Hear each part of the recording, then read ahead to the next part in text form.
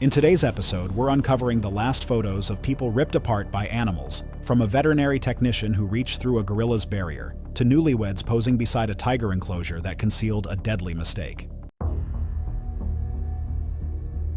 It was October 21st, 2014. The western slopes of Lolo National Forest were quiet beneath the last light of day.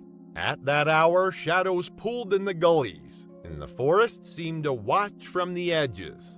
Callie Mendez had been out here alone for just over an hour. Callie Mendez was a 28-year-old wilderness therapy counselor who had returned to Montana after a 2-year Peace Corps placement in the Philippines. She had taken a job with a wilderness therapy nonprofit near Missoula, counseling adolescents through hiking, backpacking, and survival challenges. Colleagues described her as calm, dependable, and passionate about guiding others through discomfort. On her days off, she preferred solitude, short day hikes, sunrises, and photography. She'd recently begun collecting fall landscape shots for a personal project. That Tuesday, she clocked out early and driven up a forest access road to a marked loop she knew well, roughly 4 miles, with a ridgeline overlook popular in autumn. She'd packed light, fleece, hiking boots, water, and her phone mounted to a small tripod. GPS ping showed her stopping near a rock cluster just after 5:30 p.m., where she spent the next 25 minutes positioning herself for photos. She wasn't far from the trail, maybe 100 feet, but elevation and brush had isolated her. She wouldn't have seen what was watching from above. The ridge behind her rose in layers of limestone and brush. Fallen pine needles covered the trail, making each step silent. Somewhere above, a male cougar, later measured at 122 pounds, moved quietly through the shadows. Earlier that day, 2 backcountry hikers had seen the same cat farther east, near a drainage trail. They'd reported it casually to a ranger they passed, but no formal alert had gone out. With no warning signs at the trailhead, Mendez had no reason to suspect danger. Mountain lions are solitary ambush predators found throughout western North America, with adult males weighing up to 220 pounds and possessing incredible strength and agility. Their massive paws are equipped with retractable claws over 2 inches long, designed to grip and tear flesh. These cats prefer to hunt from elevated terrain, using cover to stalk silently before leaping distances of up to 40 feet. Unlike bears, cougars do not bluff charge. When they commit to an attack, it's sudden, silent, and fatal.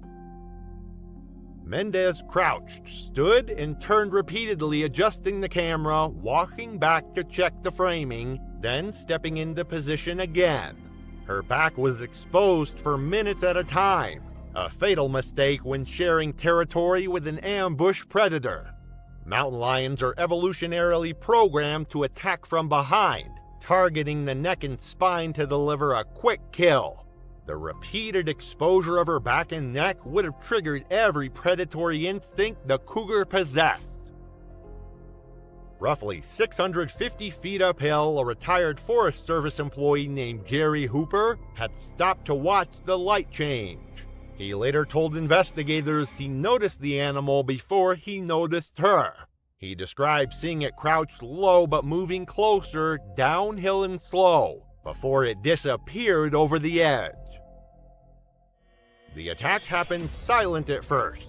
Hooper saw the cougar leap a clean, fast arc from above the rocks and land hard on Mendez's back. She screamed once, but the sound was cut off almost instantly as the animal clamped its jaws around the back of her neck.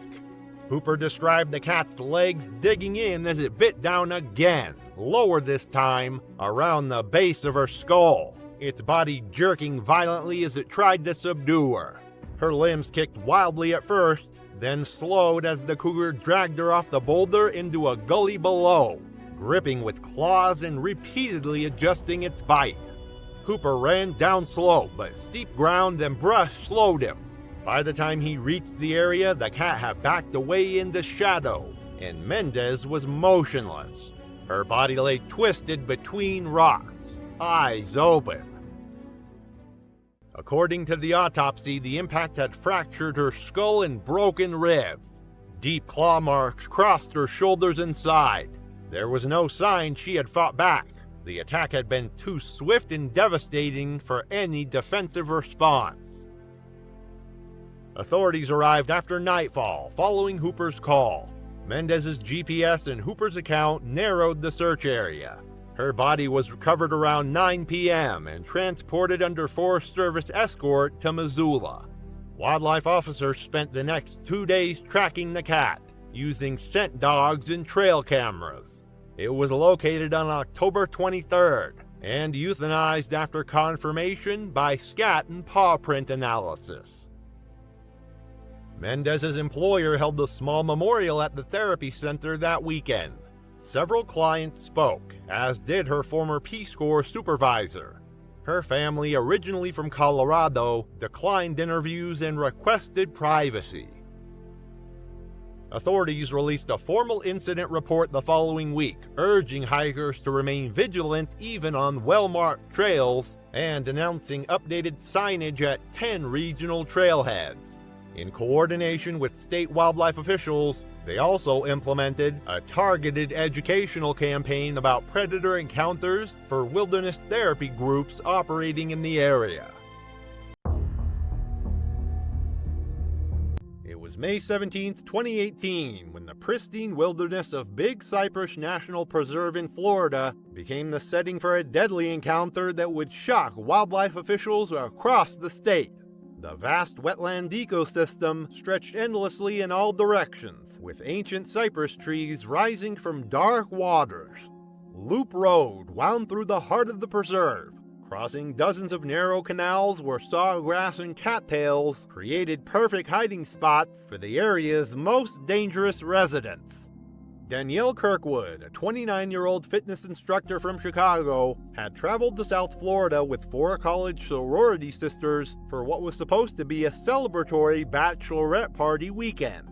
The group had spent the day visiting various scenic locations throughout the Everglades region, taking increasingly adventurous photos for their social media accounts. Danielle's athletic background and competitive personality had made her the natural leader of their photography expeditions, always pushing for more dramatic shots than her more cautious friends preferred. The American alligator stands as one of North America's most ancient and powerful predators, having survived virtually unchanged for over 200 million years. These apex hunters can reach lengths exceeding 14 feet and weights of up to 1,000 pounds, with muscular bodies perfectly adapted for explosive attacks from concealment.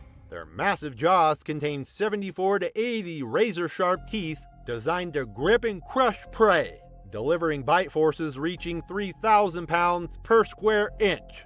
Alligators possess exceptional sensory capabilities, including the ability to detect vibrations in water from great distances. At 7:15 p.m., the group had stopped along a scenic section of Loop Road where a narrow canal ran parallel to the pavement. Danielle spotted what she believed would be the perfect backdrop in the shallow water approximately 30 feet from the road. A 9-foot male alligator had been resting motionless in the murky water for over 2 hours, perfectly camouflaged among the submerged logs and vegetation. Danielle's fatal mistake occurred when she ignored multiple warning signs and waded into the restricted waterway, believing the knee-deep water posed no significant threat. Her friends called out warnings from the roadside, but their concerns were dismissed. The alligator remained completely still as Danielle approached, calculating the optimal moment to strike. The critical trigger came when Danielle turned her back to the hidden predator while positioning herself for the selfie. Her movement created vibrations that the alligator's sensitive lateral line system detected immediately, while her splashing mimicked the stress signals of wounded prey animals. The attack began with explosive violence as the 9-foot alligator launched himself from the water with tremendous speed. His massive jaws opened to reveal rows of canonical teeth before clamping down on Danielle's right thigh with crushing force. The initial bite fractured her femur bone, and severed the femoral artery, causing immediate massive hemorrhaging that turned the surrounding water crimson. The alligator's 2,125 pounds per square inch of bite force crushed through muscle, bone, and major blood vessels. The reptile's serrated teeth locked into her flesh with a grip that no human strength could break. The alligator immediately began backing toward deeper water, dragging his prey away from the shoreline. The predator's instinctive death roll began as he reached the water deep enough to submerge completely. The massive reptile spun rapidly, using rotational force to disorient his prey and cause additional catastrophic injuries. Danielle's body was whipped through the water with tremendous violence, the spinning motion fracturing multiple ribs and causing severe internal bleeding. The alligator maintained his death grip while continuing the rolling motion for nearly 45 seconds, each rotation driving his teeth deeper. The combination of massive blood loss from the severed femoral artery and violent trauma sent her body into irreversible shock within the first minute. As Danielle's struggles weakened, the alligator dragged her into water over 6 feet deep, where his natural instincts drove him to drown his prey. The reptile held her underwater while maintaining his crushing bite. Danielle lost consciousness from blood loss and oxygen deprivation within 2 minutes of the initial attack. Her 4 friends screamed and threw rocks into the water, attempting to distract the massive predator. One friend called 911 while others continued making noise, trying to drive the alligator away from Danielle's motionless form. Emergency responders arrived within 12 minutes, but Danielle had already been underwater for over 8 minutes. Wildlife officers used long poles to drive the alligator away before recovering her body. Paramedics attempted resuscitation efforts, but the combination of massive blood loss, drowning, and severe trauma had caused irreversible damage. The Florida Fish and Wildlife Conservation Commission conducted a thorough investigation, determining that recent dry conditions had concentrated alligator populations in remaining water sources. The responsible alligator was located and removed the following day. Danielle's family filed a wrongful death lawsuit against the preserve, arguing that warning signs were insufficient. The incident prompted renewed calls for enhanced safety measures throughout Florida's state parks. Danielle Kirkwood's story was a tragic reminder of how quickly ancient predators can turn deadly when humans enter their domain. It was January 8, 2015, when the notorious waters of Cahill's Crossing on the East Alligator River became the scene of another devastating crocodile attack. Located in Arnhem Land, Northern Territory, this concrete causeway connects Kakudu National Park with Aboriginal communities across the river. The crossing is infamous as one of Australia's most dangerous waterways, where saltwater crocodiles congregate in large numbers during high tide. Multiple warning signs in several languages line the approaches, clearly stating the extreme danger posed by crocodiles. Kylie Brennan, a 19-year-old environmental science student from Darwin, was visiting Cahill's Crossing with her family during their annual camping expedition to Arnhem Land. Her parents, Robert and Linda, both high school teachers aged 52 and 48 respectively, have been bringing their children to this remote region for over a decade. The family tradition represented their commitment to showing their children Australia's natural heritage firsthand. Kylie's younger brother Jake, 16, idolized his adventurous older sister and often followed her lead during their outdoor adventures. Kylie had always been the more daring of the two siblings, displaying a confidence in water that bordered on recklessness. Her environmental science studies had given her extensive knowledge about crocodile behavior and conservation. Yet this academic understanding seemed to fuel her overconfidence rather than caution. She had grown up swimming in Darwin's beaches and pools, developing strong swimming skills that made her feel invincible in aquatic environments. The family had arrived during peak tourist season, when high temperatures and school holidays drew many visitors to witness crocodiles gathering at the crossing. The timing of their visit coincided with high tide, when saltwater crocodiles are most active and aggressive. During these periods, the predators use tidal flow to hunt more effectively, positioning themselves strategically around the crossing to ambush prey. The concrete causeway acts as a funnel, concentrating both fish and crocodiles in a relatively small area. Saltwater crocodiles demonstrate remarkable intelligence in their hunting strategies, often working together to herd prey into confined areas. At Cahill's Crossing, these apex predators have learned to exploit the unique geography, using the concrete structure and tidal flows to their advantage. Adult males can exceed 20 feet in length and weigh over 2,000 pounds, making them capable of taking prey as large as water buffalo.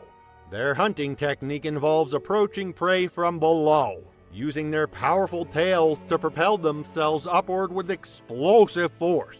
The initial strike aims to secure a grip before initiating the death roll that causes massive trauma and drowning. At 2:15 p.m., despite multiple warning signs and her family's increasingly desperate pleas, Kylie entered the East Alligator River at the crossing. The 18-foot male crocodile had been positioned upstream, using the tidal current to drift silently toward the crossing area. As Kylie swam toward the middle of the causeway, the massive predator approached from below, invisible in the murky water. Her family watched from the concrete structure, their warnings becoming more frantic as she moved further from shore. The crocodile struck from directly below, its massive jaws engulfing Kylie's midsection in a crushing bite. The initial impact drove her underwater as over 3,000 pounds of bite force compressed her torso.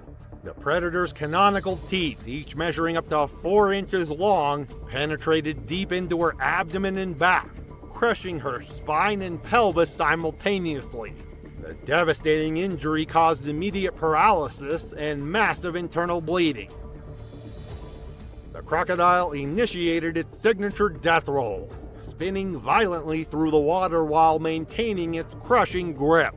Each rotation caused additional fractures to Kylie's ribs and vertebrae, while the spinning motion disoriented her and prevented any chance of escape. Her family's screams echoed across the water as blood began surfacing around the attack site. The massive reptile's powerful tail created enormous splashes as it thrashed through the water, each movement causing further trauma to its victim. After 3 complete rotations, the crocodile dragged Kylie toward deeper water, away from any potential rescue attempts. The death roll had caused catastrophic internal injuries, rupturing major organs and blood vessels throughout her torso. The combination of crushing trauma, internal bleeding, and drowning proved rapidly fatal. The predator maintained its grip for over 4 minutes, ensuring its victim posed no further threat before releasing the body in deeper sections of the river. Emergency services arrived within 20 minutes, but dangerous conditions and the presence of multiple crocodiles prevented immediate recovery efforts. Kylie's body was recovered several hours later, approximately 200 meters downstream from the attack site. The investigation revealed that Kylie had ignored multiple warning signs designed to prevent exactly this type of tragedy. Park authorities reinforced safety measures and increased ranger patrols during peak visiting periods. Kylie's death devastated her family and the Darwin community, where she was known for environmental activism. The Cahill's Crossing attack demonstrated once again the lethal efficiency of saltwater crocodiles. It was August 14th, 2015, and the Denver Zoo in Colorado was winding down from another busy summer day. The sprawling 80-acre facility, home to over 4,000 animals, buzzed with the quiet efficiency of evening operations as staff prepared exhibits for the night. In the Bear Country section, the massive grizzly exhibit stood silent except for the occasional grunt from Bruno, the zoo's 600-pound male grizzly bear. Miguel Santos had been with the Denver Zoo's maintenance crew for 3 years, earning a reputation as the most reliable worker on the team. At 29, the former construction worker had found his calling caring for the infrastructure that kept both animals and visitors safe. His colleagues knew they could count on Miguel to stay late when repairs were needed, often working alone to avoid disrupting daytime operations. Miguel's supervisor had mentioned earlier that day how the maintenance budget was stretched thin, and any overtime needed approval from 3 different departments. This bureaucratic maze often meant critical repairs were delayed for days, something that bothered Miguel's perfectionist nature. He took pride in keeping the zoo running smoothly, often completing small fixes on his own time to avoid the paperwork hassle. Grizzly bears are among North America's most powerful predators, with adult males weighing between 400 and 800 pounds. These massive omnivores possess incredible strength, capable of running 35 miles per hour and climbing trees despite their size. Their claws can grow up to 4 inches long, designed for digging and catching fish, but equally effective as weapons. Grizzlies have an excellent sense of smell, 2,100 times better than humans, and can detect food from miles away. That evening, Miguel had noticed a loose panel in the secondary barrier during his routine inspection. The repair would normally require calling animal control to secure Bruno in his night den, then waiting for a supervisor to approve the overtime work. Instead, Miguel decided to handle the quick fix himself, reasoning that he could tighten a few bolts without bothering anyone. He entered the service corridor between the barriers, confident that Bruno was safely locked in his indoor enclosure. What Miguel didn't know was that the den's electronic locking system had experienced a malfunction earlier that afternoon. The day shift supervisor had noted the issue in the log, but hadn't had time to complete the repair before his shift ended. The backup manual lock hadn't been engaged, leaving Bruno free to move between his indoor and outdoor spaces. As Miguel worked on the loose panel, Bruno emerged from his den into the main enclosure. The massive grizzly, startled by the unexpected sounds and human scent in his territory, immediately became agitated. When Miguel looked up from his work, he found himself face to face with 600 pounds of agitated grizzly bear, separated only by the gap he had created in the secondary barrier. The attack was swift and devastating. Bruno's massive paw struck through the opening Miguel had created, his 4-inch claws raking across the maintenance worker's chest and shoulder. The force of the blow sent Miguel sprawling backward, his tools scattering across the concrete floor. Bruno's powerful arm reached further through the gap, his claws finding purchase on Miguel's work shirt and dragging him closer to the barrier. Bruno's second swipe caught him across the head and neck, the bear's claws opening deep gashes that severed major arteries. The grizzly's strength was overwhelming, each strike delivered with enough force to break bones and tear through muscle tissue. Miguel's movements grew weaker as blood loss and trauma overwhelmed his system, his body unable to withstand the devastating injuries inflicted by Bruno's powerful claws. Security discovered Miguel's body during the morning rounds, the maintenance worker having succumbed to his injuries alone in the service corridor. The investigation revealed the electronic lock malfunction and Miguel's decision to work alone without following proper safety protocols. Bruno was relocated to a more secure facility in Montana, while the Denver Zoo implemented new mandatory buddy system policies for all maintenance work near dangerous animal exhibits.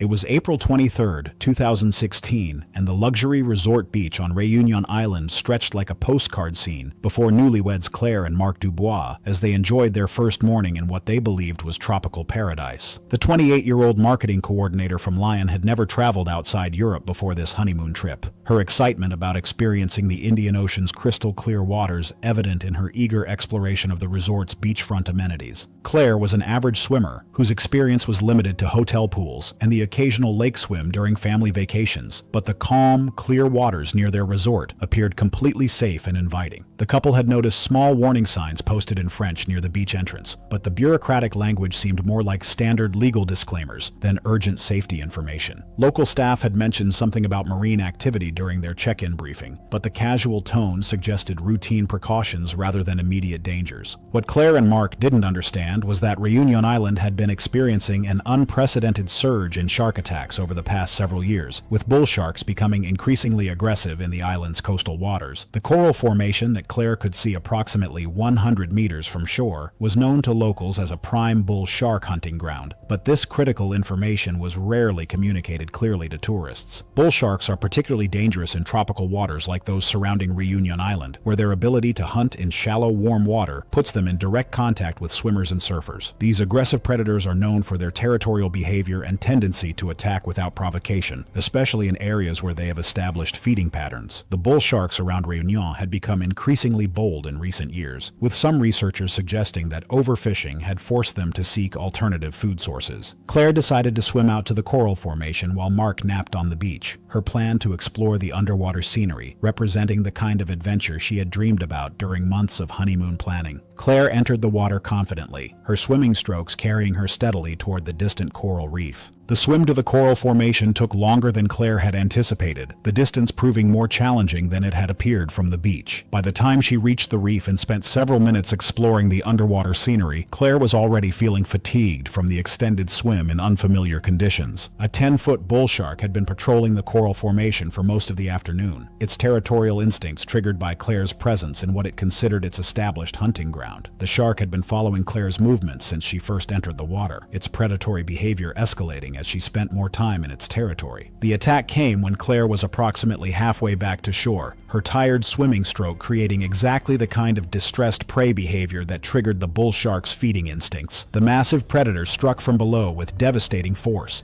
its powerful jaws clamping down on Claire's legs and lower torso while its muscular body drove her underwater. The shark's razor-sharp teeth punctured through muscle and bone, opening massive wounds that immediately began bleeding profusely into the surrounding water. Claire's screams pierced the afternoon air as she broke the surface, her desperate cries for help alerting Mark and other beachgoers to the unfolding tragedy. The bull shark's initial attack had severed major arteries in Claire's legs, causing massive blood loss that quickly weakened her ability to stay afloat. The predator circled back for a second attack, its aggressive nature escalated by the blood in the water and Claire's continued struggles. Mark immediately entered the water and began swimming frantically toward his wife, but the distance and his own limited swimming ability made reaching her quickly impossible. The bull shark struck again, this time targeting Claire's upper body as she tried desperately to ward off the massive predator. The shark's powerful jaws crushed Claire's chest and shoulders, its bite force compressing her rib cage, while its thrashing movements drove its teeth deeper into vital organs. Claire's movements ceased as massive trauma and blood loss overwhelmed her system, her body going limp in the churning water as the bull shark maintained its grip. Mark reached the attack site just as the predator released its hold and disappeared into the deeper water, leaving Claire's lifeless form floating in a spreading pool of blood. Emergency responders arrived within minutes of the first distress calls, but Claire's massive injuries made any medical intervention futile.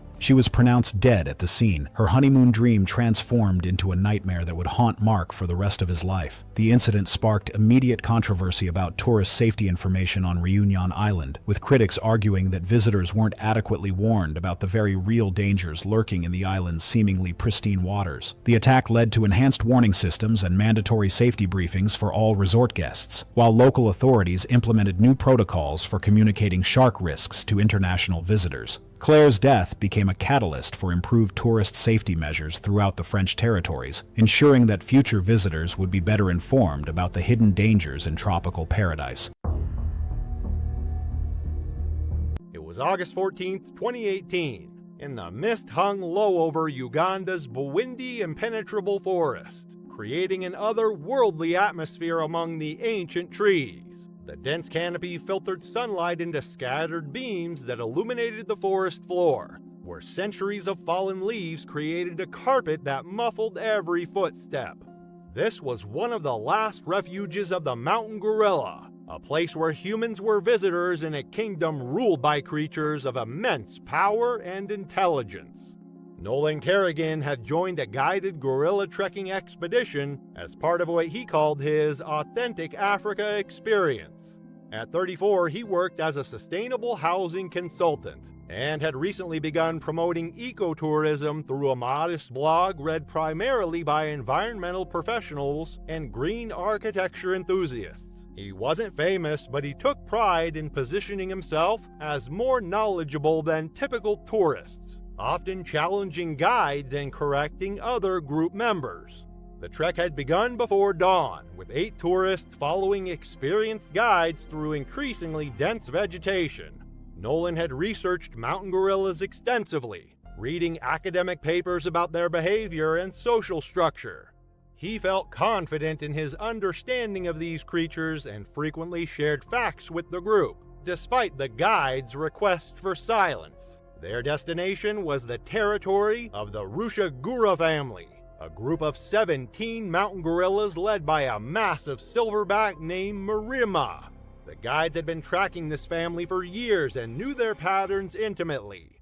As they approached the gorilla's current location, the lead guide reminded everyone of the critical rules. Maintain a 7-meter distance, avoid direct eye contact, stay low to appear non-threatening, and never make sudden movements or loud noises.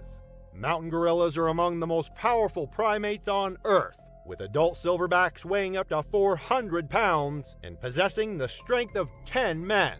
Despite their primarily vegetarian diet, they have massive canine teeth and can become extremely aggressive when they perceive threats to their family group. Silverbacks use chest beating, charging, and physical dominance to maintain order and protect their troop. While generally peaceful, they will not hesitate to attack if their authority is challenged or their family is threatened. The group had been observing the gorilla family for 20 minutes when Marima emerged from behind a cluster of bamboo stalks. The silverback was magnificent, his silver-gray back gleaming in the filtered sunlight, his massive frame moving with surprising grace through the undergrowth. Several females and juveniles fed peacefully nearby, occasionally glancing at the human visitors with mild curiosity. The tourists crouched in respectful silence, cameras clicking softly as they documented this rare encounter. The guides monitored both the gorillas and their charges, ready to intervene if anyone violated the safety protocols. Everything was proceeding perfectly, until Nolan decided he needed a better shot. While the others remained crouched, Nolan slowly stood to his full height, raising his phone above his head to capture what he envisioned as a panoramic selfie with the silverback in the background. The guide immediately whispered for him to get down, but Nolan waved him off dismissively, believing his research had given him superior insight into gorilla behavior. To make matters worse, Nolan made a soft clicking sound with his tongue, trying to get Marima to look toward the camera. The silverback's head snapped up immediately, his dark eyes locking onto the standing human. In gorilla society, standing tall and making direct challenges are acts of aggression that demanded a response from the dominant male. Marima rose to his full height, his massive chest expanding as he began the intimidation display that precedes an attack. He beat his chest with thunderous blows that echoed through the forest, the sound reverberating off the trees like gunshots. The other gorillas scattered, mothers grabbing their young as they retreated to safety. Nolan finally realized his mistake and began to lower himself, but it was too late. The silverback had interpreted his behavior as a direct challenge to his authority, and gorilla social structure demanded a violent response. Marima charged with explosive speed, covering the distance between them in 3 powerful strides. The impact was devastating. The silverback's massive hands grabbed Nolan by the shoulders and slammed him to the ground with bone-crushing force.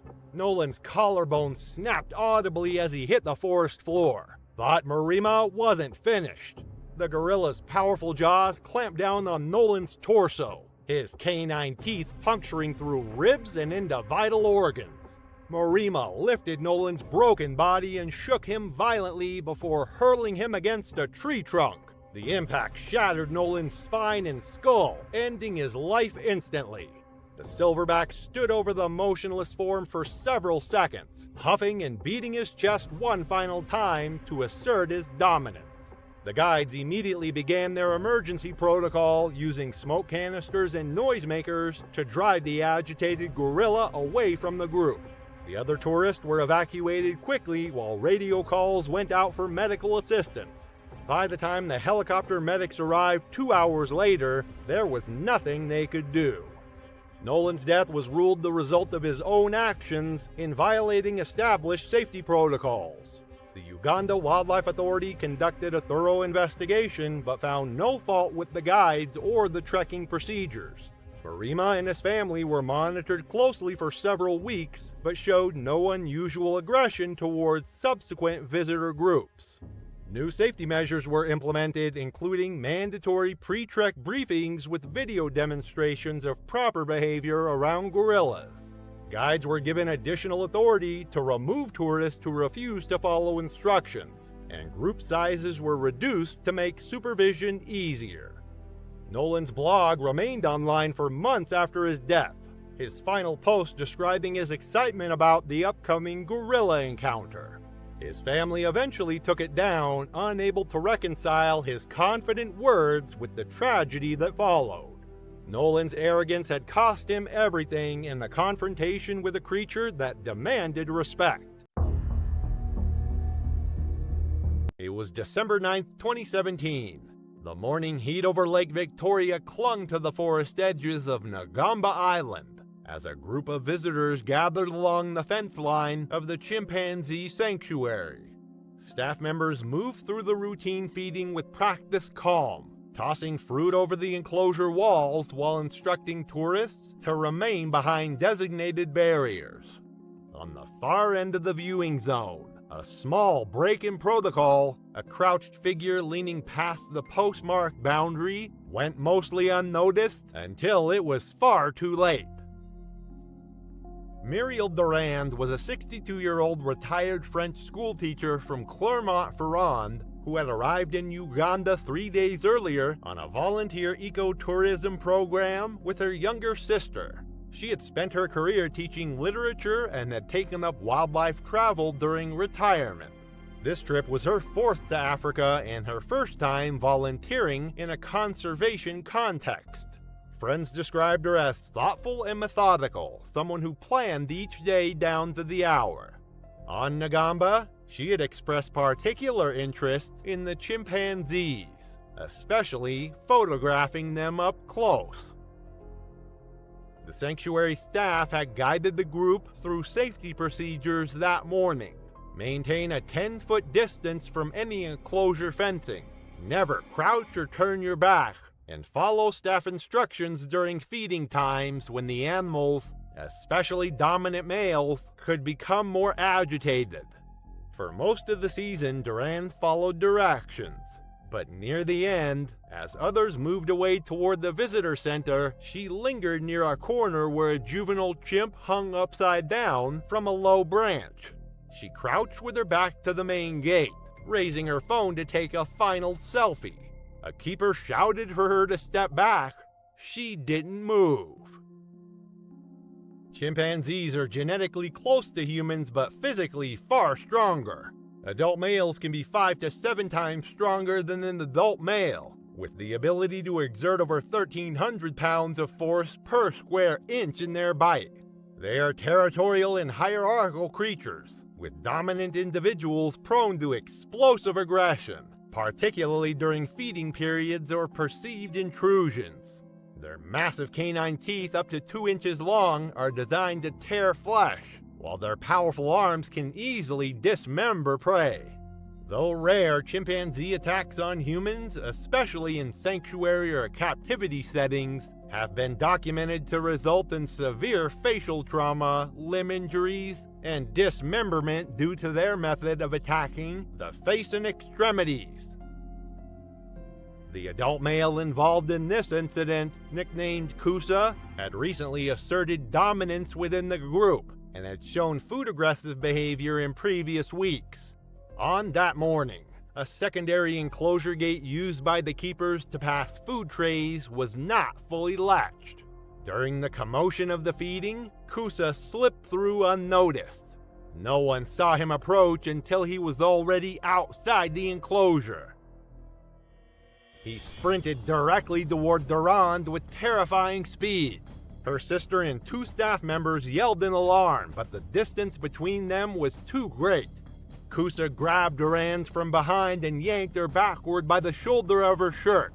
dragging her several feet across the dirt toward the fence line with devastating force. She screamed once. Within seconds, 2 more chimps, juveniles by size but still incredibly powerful, followed through the open gate. What followed lasted under 10 seconds, but would haunt witnesses for the rest of their lives. One chimp seized her forearm and bit through the flesh at the elbow with bone-crushing force. Another clawed at her face with razor-sharp nails. Kusa stood over her, striking downward repeatedly with both fists and biting at the side of her head with his massive canines. A keeper attempted to intervene with a water hose and loud banging on the gate panel, but was knocked off balance by one of the juveniles and forced to retreat. Duran's sister, in shock, stood just outside the viewing zone and later described an eruption of screaming and movement, like watching a group turn into something else entirely. By the time the staff managed to drive the animals back into the enclosure using poles and barriers, Durand was no longer moving. She had lost part of her scalp and right hand. Her clothing was shredded, and she had sustained severe lacerations to her face and throat. She was briefly stabilized by the island's on-site medic team before being airlifted by helicopter to Entebbe.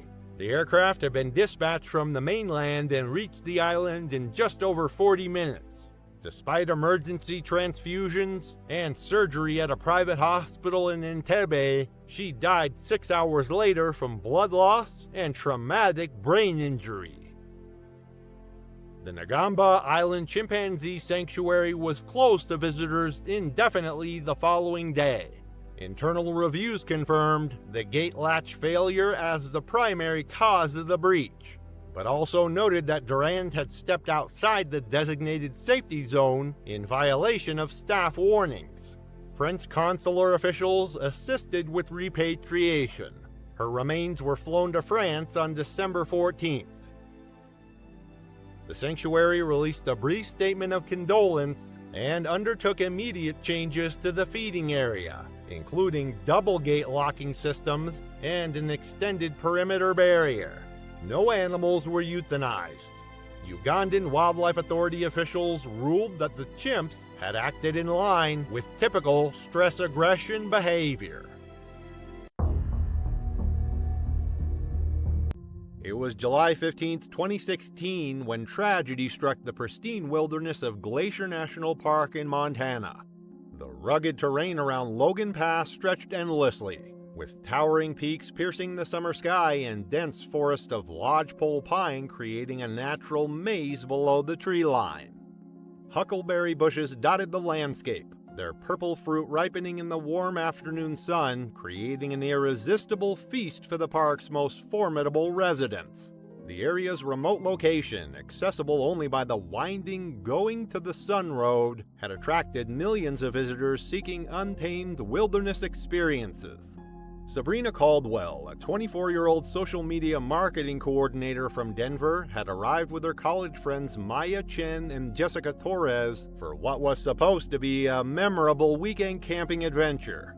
The trio were experienced day hikers who had conquered numerous Colorado trails, but this marked their first expedition into true grizzly country. Sabrina's confident personality and love for documenting their cross-country national park tour had driven them to seek increasingly dramatic backdrops for their hiking photos. The friends had planned to tackle the famous Highline Trail, unaware that recent bear activity had prompted park officials to issue closure warnings for several off-trail areas. Their campsite at Apgar had buzzed with stories from other visitors about recent wildlife sightings, creating an atmosphere of excitement mixed with underlying tension. The North American grizzly bear stands as one of the continent's apex predators, with adult females weighing up to 400 pounds and possessing strength 5 times greater than humans. These massive omnivores spend summer months consuming up to 20,000 calories daily, preparing for winter hibernation. Their exceptional hearing and sense of smell, combined with surprising speed reaching 35 miles per hour, make them formidable hunters. Grizzlies become particularly aggressive when protecting cubs or defending food sources, with maternal instincts triggering violent defensive responses to perceived threats. Their intelligence and memory capabilities allowed them to associate humans with food sources, making habituated bears extremely dangerous to encounter. At around 4:15 p.m., the group encountered a 350-pound female grizzly approximately 100 yards from the designated Highline Trail. The sow was methodically feeding on huckleberries, her massive frame moving gracefully through the dense brush. Sabrina spotted the bear through the trees and quietly separated from her companions, believing she could capture the perfect wildlife photograph from a closer vantage point. Despite Maya's and Jessica's urgent whispers to return, Sabrina continued approaching until she reached a position roughly 30 feet from the feeding animal. The critical mistake occurred when Sabrina stepped onto loose rocks while positioning herself for the shot. The sudden noise caused the grizzly to lift her massive head and lock eyes with the intruder. Unknown to Sabrina, 2 small cubs were foraging nearby, invisible in the thick undergrowth. The mother bear's protective instincts immediately activated as she perceived Sabrina as a direct threat to her offspring. The sow stood on her hind legs, reaching nearly 8 feet in height, and began huffing loudly while clacking her teeth together in an unmistakable warning display. When Sabrina raised her phone, the bear interpreted this movement as an aggressive gesture. The grizzly dropped to all fours and launched into a devastating charge across the rocky terrain, her powerful legs propelling her massive body at 25 miles per hour. Sabrina turned to flee but stumbled onto the uneven ground after taking only 5 steps. The bear's enormous paw, equipped with 4-inch claws, struck her across the back with tremendous force, sending her crashing face first into the rocky soil. The impact alone fractured 2 ribs and caused severe lacerations across her shoulder blades. The grizzly's massive jaws, capable of exerting 975 pounds per square inch of pressure, clamped down on Sabrina's neck and shoulder region. The bear's 3-inch canine teeth punctured through muscle and bone, severing her carotid artery and crushing her cervical vertebrae. The sow shook Sabrina violently for approximately 15 seconds, her powerful neck muscles whipping the victim's body like a rag doll. The attack ceased as abruptly as it began when the mother bear heard her cubs calling from the brush. She immediately released Sabrina's motionless form and retreated to gather her young, disappearing into the dense forest within moments. Maya and Jessica, who had witnessed the horrific encounter from the safety of the main trail, immediately contacted park rangers via emergency radio. A helicopter rescue team arrived 35 minutes later, but Sabrina had already succumbed to massive blood loss and spinal cord trauma. The incident prompted a comprehensive investigation by park officials, who determined that recent drought conditions had concentrated berry-producing plants in specific areas, creating higher bear densities than normal. Sabrina's family released a statement, emphasizing the importance of respecting wildlife boundaries and following park safety protocols. The National Park Service implemented additional warning systems and increased ranger patrols in high-risk areas. It was September 15, 2016, when the pristine waters of Yellowwater, Billabong, and Kakudu National Park became the scene of a devastating crocodile attack. The Billabong, located in Australia's Northern Territory, stretches across thousands of hectares of wetland teeming with wildlife. Ancient paperbark trees line the muddy shores, their twisted roots creating perfect hiding spots for the apex predators that call these waters home. During the dry season, the receding waters concentrate both prey and predators into smaller areas, making encounters more likely. Matilda Lawson, a 34-year-old wildlife photographer from Melbourne, had joined a guided photography tour specifically to capture images of saltwater crocodiles in their natural habitat. With 8 years of experience photographing Australian wildlife, Matilda was known among her peers for taking calculated risks to achieve the perfect shot. Her portfolio included stunning images of venomous snakes, aggressive cassowaries, and even great white sharks. The Kakudu expedition represented the culmination of months of planning, and she sought to document the prehistoric giants that had survived virtually unchanged for millions of years. The morning started routinely for the small photography group. Their experienced guide had positioned them at a safe viewing area overlooking the Billabong, where a massive crocodile had been spotted the previous evening. However, technical difficulties soon disrupted the planned session. Matilda's expensive telephoto lens began malfunctioning, producing blurred images that would be unusable for her upcoming exhibition. While the guide returned to their vehicle to retrieve backup equipment, Matilda worked frantically to repair her camera, knowing that the perfect lighting conditions of dawn would soon pass. Saltwater crocodiles are the largest living reptiles on Earth, with adult males reaching lengths of up to 23 feet and weighing over 2,000 pounds. These apex predators possess the strongest bite force of any animal, capable of exerting pressure exceeding 3,700 pounds per square inch. Their hunting strategy relies on patience and explosive power, remaining motionless for hours before launching devastating ambush attacks. Despite their massive size, saltwater crocodiles can propel themselves completely out of the water and cover surprising distances on land when pursuing prey. As Matilda tested her repaired equipment, she moved closer to the water's edge to frame her shots properly. The massive 20-foot male crocodile had been lying motionless among the fallen logs for over an hour, perfectly camouflaged in the murky shallows. From her position 12 meters from the shoreline, Matilda believed she maintained a safe distance while achieving the dramatic angle she desired. The prehistoric predator had been tracking her movements through barely visible eyes positioned just above the waterline. The attack came with terrifying suddenness. The enormous crocodile exploded from the water with incredible force, its powerful tail propelling its massive body completely onto the muddy bank. In less than 2 seconds, it covered the 12-meter distance to where Matilda stood.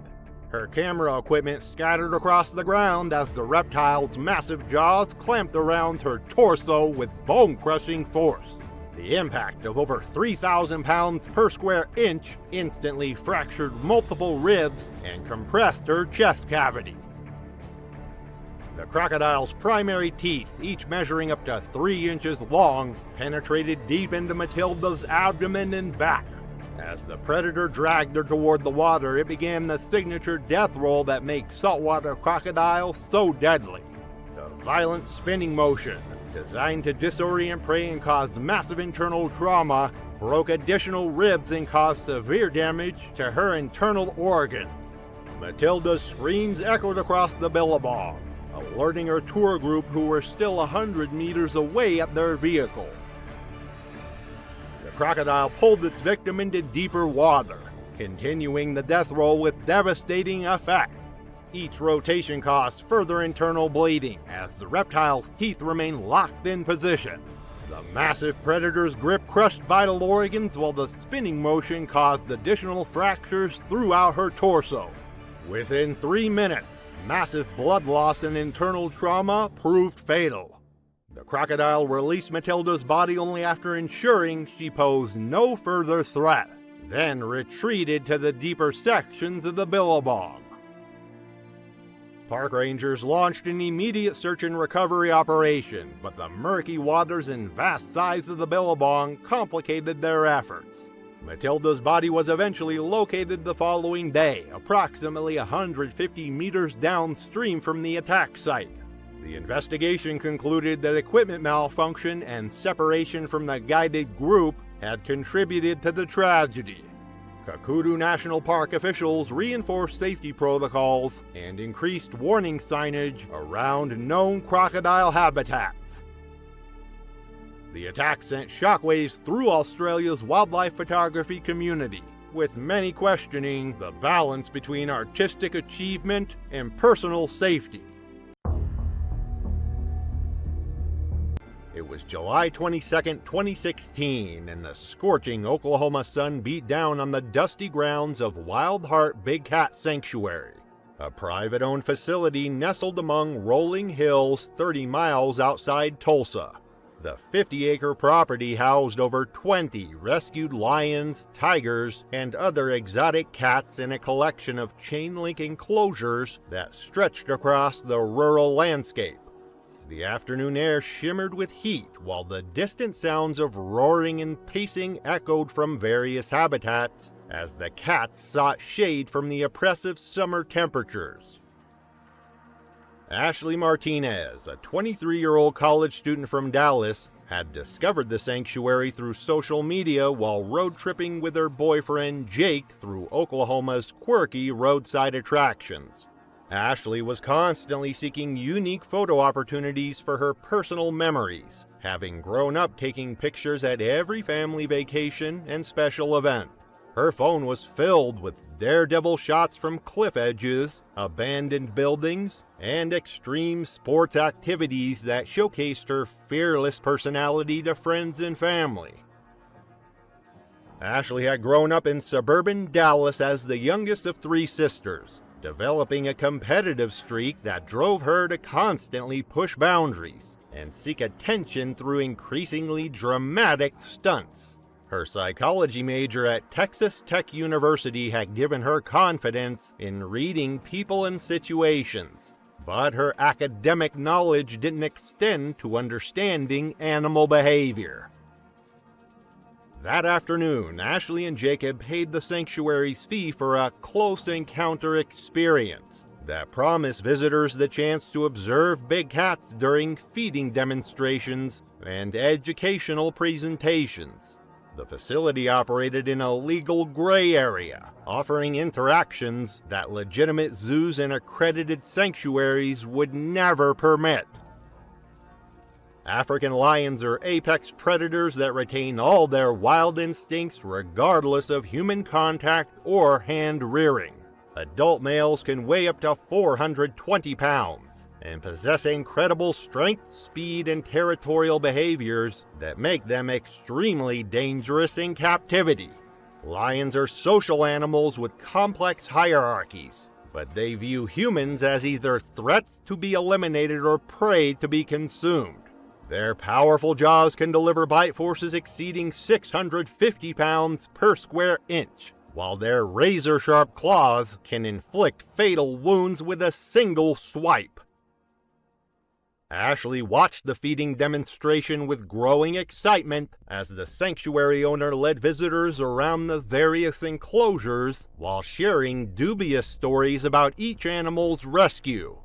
The highlight of the tour was Caesar, a massive 400-pound male African lion who had been hand-raised from a cub and appeared remarkably calm during the presentation.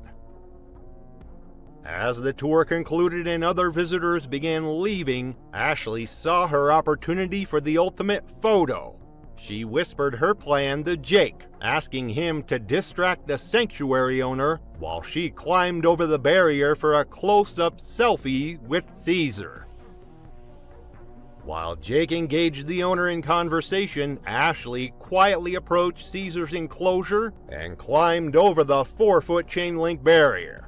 The massive lion was resting approximately 10 feet away, his golden eyes tracking her movement but showing no immediate signs of aggression.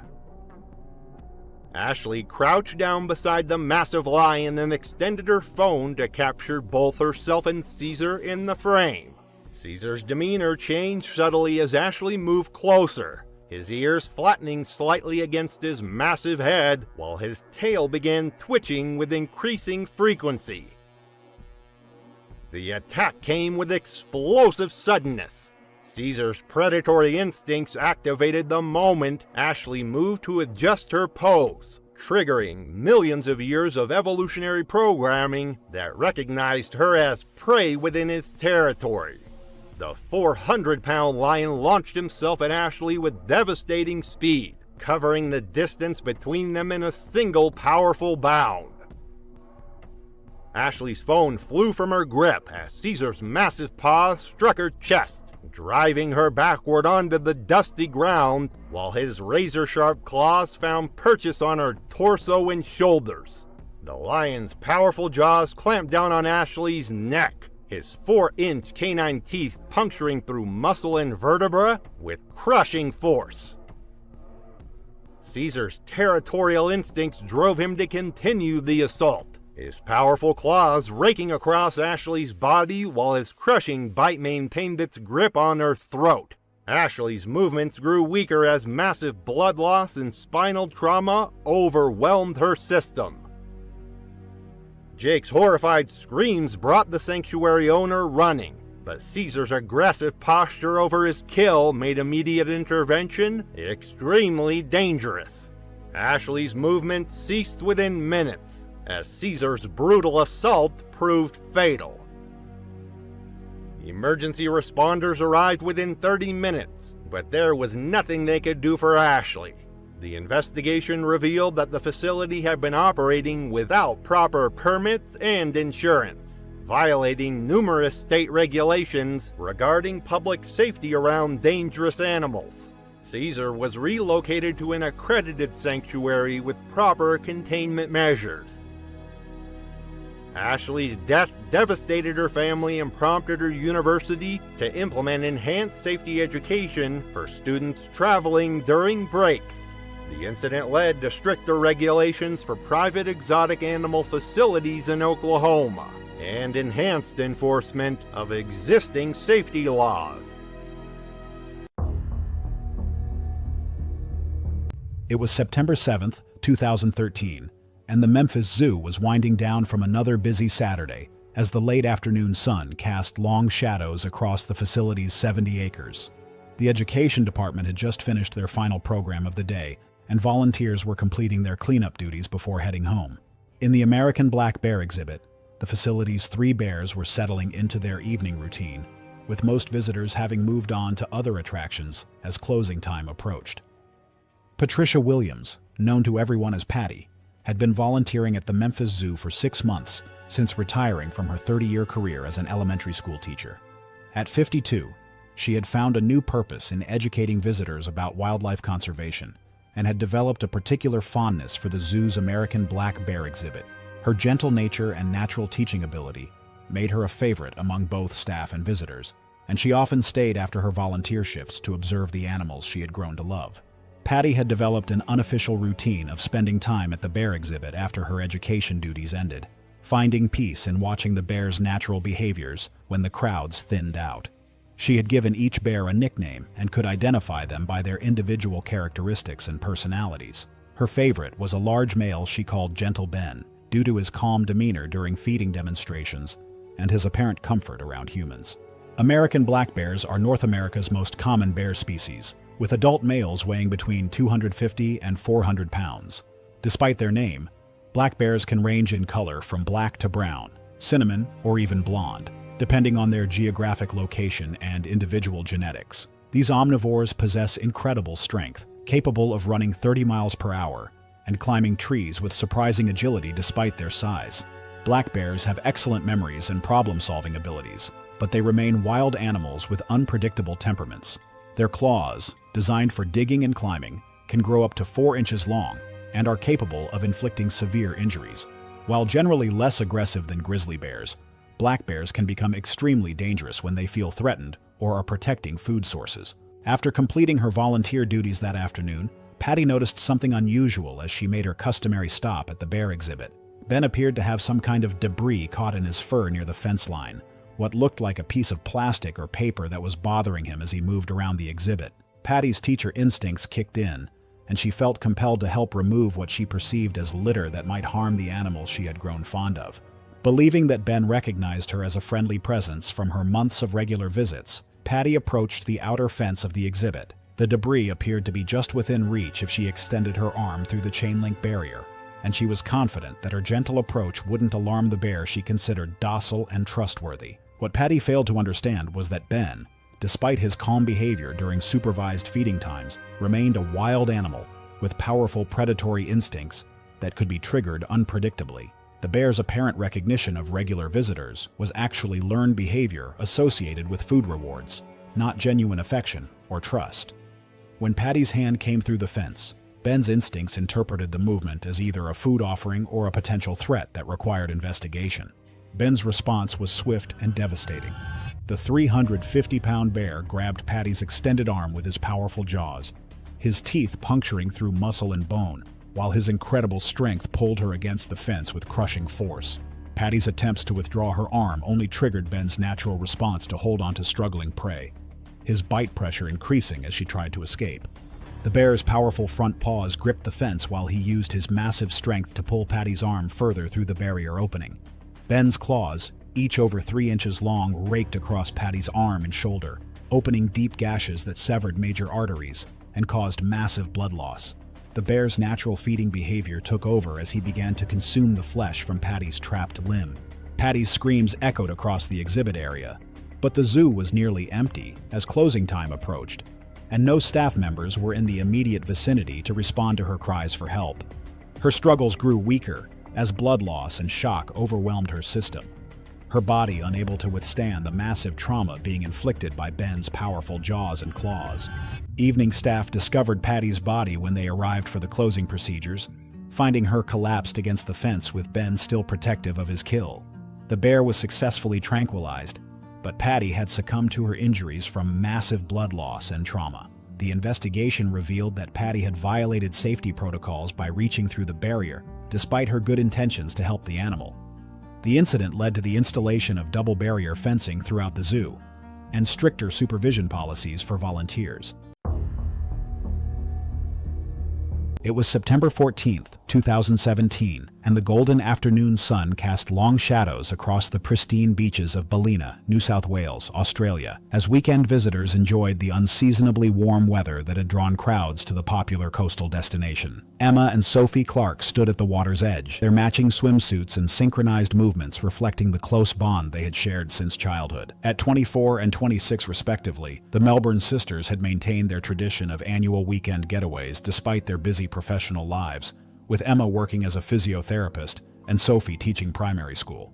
Both were accomplished swimmers who had grown up surfing together on Victoria's coast, their confidence in the water earned through years of experience in some of Australia's most challenging surf conditions. They had specifically chosen Ballina for this year's trip, based on online reviews praising its calm waters and family-friendly swimming areas, unaware that recent flooding had dramatically altered the local marine ecosystem. The sisters had noticed the small warning signs posted near the beach entrance about increased marine activity, but the vague wording seemed more like standard legal protection than urgent safety information. Local surf shops had been quietly discussing unusual bull shark sightings over the past week, but this information hadn't reached the tourist accommodation where Emma and Sophie were staying. Bull sharks are among the most dangerous sharks in the world, capable of surviving in both saltwater and freshwater environments that make them uniquely adaptable predators. Adult bulls can reach lengths of 11 feet and weights exceeding 500 pounds, with powerful jaws designed for crushing bone and tearing flesh. These aggressive hunters are responsible for more attacks on humans than any other shark species. Their territorial nature and ability to hunt in shallow, murky water, making them particularly dangerous to swimmers and surfers. The sisters decided to swim out to a sandbar approximately 200 meters from shore, their plan to race each other to the formation and back, representing the kind of friendly competition that had defined their relationship since childhood. Emma entered the water first, her powerful strokes cutting through the surface as Sophie followed close behind, both women laughing and calling out encouragement to each other.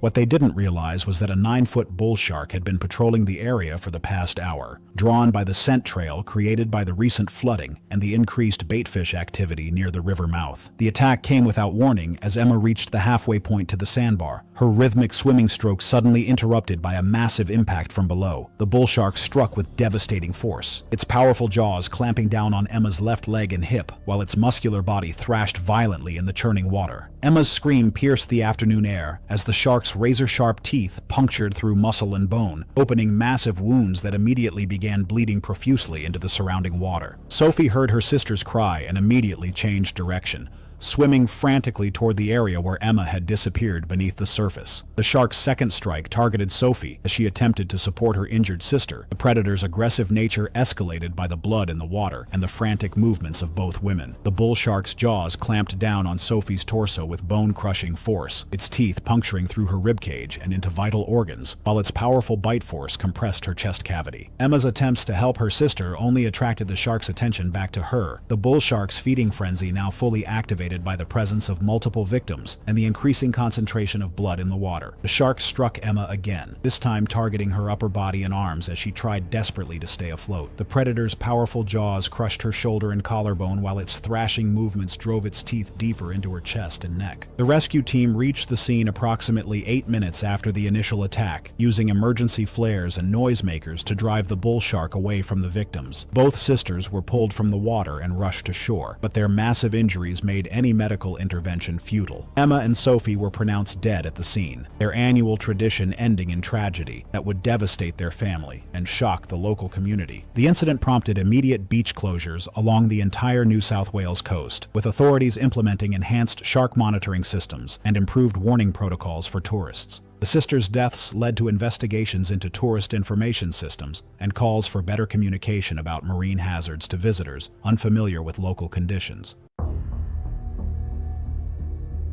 It was March 22, 2015. The humid air of Chiang Mai province hung heavy with the scent of jasmine and diesel fumes.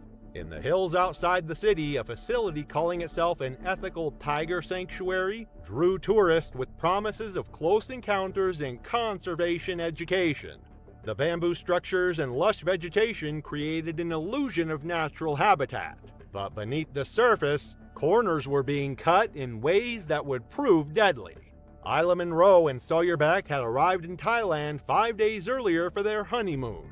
Isla, 27, taught middle school art and had an adventurous spirit that constantly sought out experiences beyond the typical tourist trail. Sawyer, 29, worked in IT and maintained a modest travel blog read mostly by friends and co-workers. They weren't influencers, just a couple who enjoyed documenting their adventures and sharing them with their small online community. The sanctuary had been Isla's choice, selected after hours of research into what she believed were ethical wildlife encounters. The facility's website emphasized conservation and education, with photos of visitors safely interacting with tiger cubs under professional supervision. What the marketing materials didn't mention were the facility's financial struggles and the resulting shortcuts in safety protocols. The guide that day was Somchai, a young man with limited experience who had been hired just weeks earlier. The facility was understaffed and operating on the shoestring budget, relying heavily on inexperienced workers who received minimal training. Somchai had been told the basics: keep tourists away from adult tigers, supervise cub interactions, and always secure the transport gates. But in the chaos of managing multiple tour groups, critical details were often overlooked. Tigers are apex predators capable of killing prey much larger than humans. An adult tiger can weigh up to 660 pounds and possesses a bite force of 1,000 pounds per square inch. They're ambush hunters, capable of explosive bursts of speed reaching 35 miles per hour.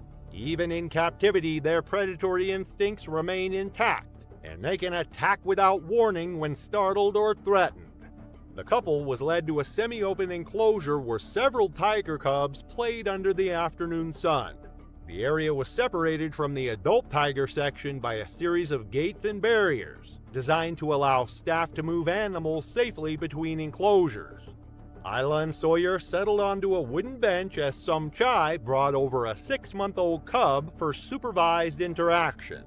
Isla was delighted, gently stroking the cub's fur while Sawyer prepared his camera for what they planned as their signature honeymoon photo. The cub was docile and well socialized, purring softly as Isla scratched behind its ears.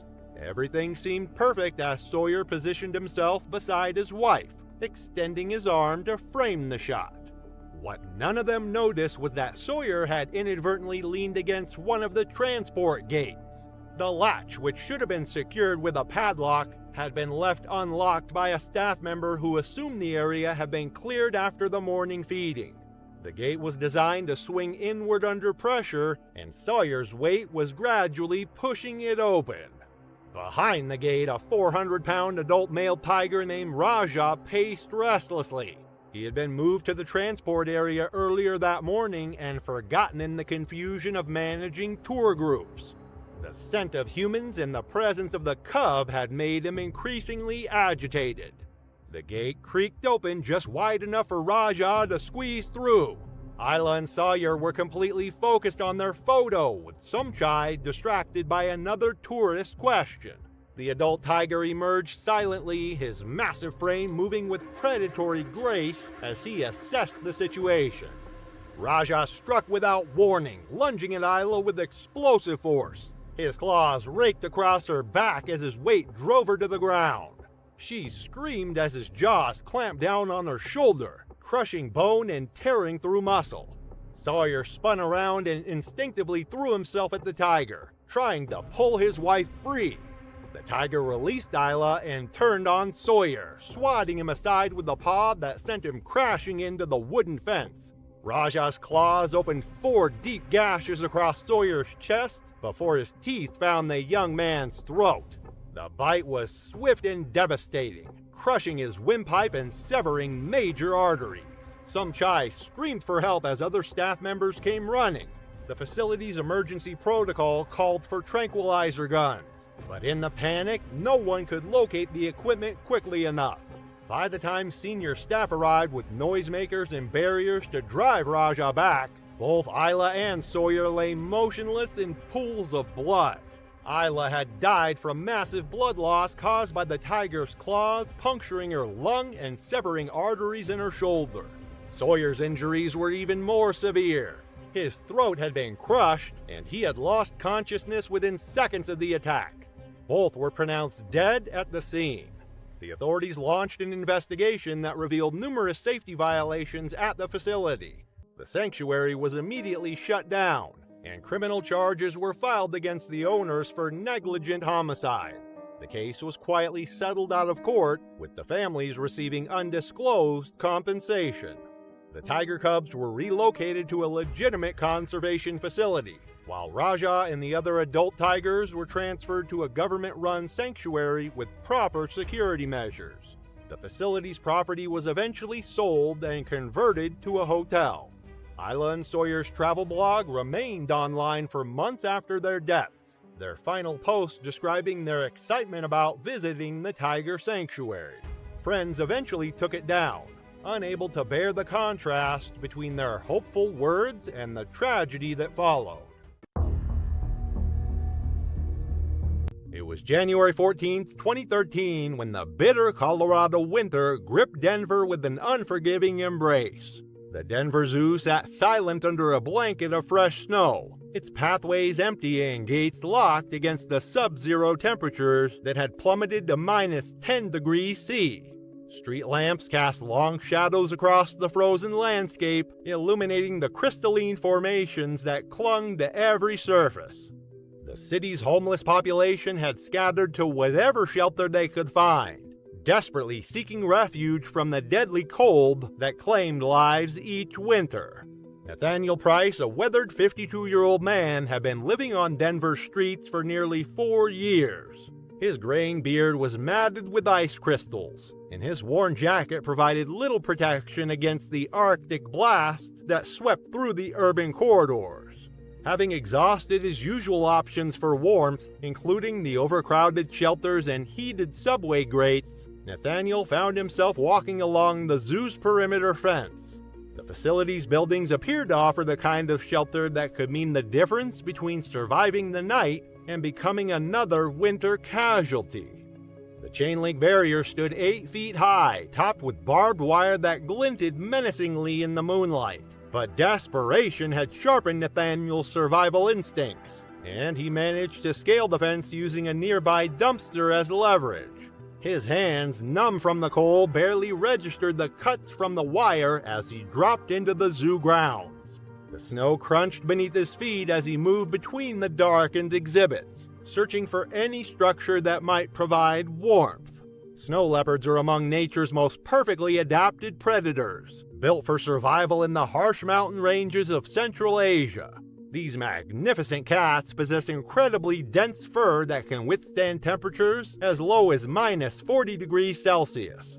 Their powerful hindquarters and oversized paws act as natural snowshoes, allowing them to traverse steep, snowy terrain with remarkable agility. Weighing between 60 to 120 pounds, snow leopards are solitary hunters, with exceptional night vision and hearing that can detect the slightest movement from considerable distances. Nathaniel's eyes fell upon a small concrete building with steam rising from vents along its roof. A weathered metal sign read "Boiler Room, authorized personnel only," but the promise of warmth overrode any concern about trespassing. It bore no warnings or signage beyond the cryptic label, giving no hint of the predator housed behind its walls. The structure looked exactly like the utility buildings he'd seen at countless facilities. Nothing to suggest the horrors within. Using a piece of metal debris, he pried at the door's locking mechanism until it gave way with a sharp crack. The interior was blessedly warm, filled with the steady hum of heating equipment and pipes that radiated life-saving heat along the walls. What Nathaniel couldn't have known was that Z5 served as an auxiliary keeper chamber, connected directly to the snow leopard habitat through a reinforced passage. The female snow leopard, a 7-year-old specimen named Kira, had been resting on a rocky ledge within her enclosure when the unfamiliar sounds and scents reached her acute senses. Nathaniel settled beneath the heating pipes, finally feeling warmth return to his extremities. The relief was overwhelming as he curled into a tight ball, his body beginning to thaw from the night's brutal assault. But his presence had triggered something primal in the predator beyond the connecting passage. Kira moved with the silent precision that had evolved over millennia. Her padded paws made no sound as she approached the partially open passage door. The scent of an intruder filled her nostrils, activating hunting instincts that recognized no distinction between prey and trespasser. The attack came without warning. Kira's powerful frame exploded through the passage opening, her 100-pound body striking Nathaniel with devastating force. Her massive paws, equipped with razor-sharp retractable claws, made contact with his torso, puncturing through his jacket and into the flesh beneath. The impact drove him against the concrete wall with bone-crushing intensity. Nathaniel's ribs cracked under the initial assault, sharp fragments piercing his lungs and causing immediate internal bleeding. Kira's jaws, capable of exerting over 400 pounds of pressure per square inch, clamped down on his neck and shoulder area. Her 4-inch canine teeth penetrated deep into vital arteries, severing the carotid and causing massive hemorrhaging. The snow leopard's killing bite was swift and efficient. Her powerful jaw muscles compressed Nathaniel's windpipe while her claws raked across his chest and abdomen, opening deep lacerations that exposed internal organs.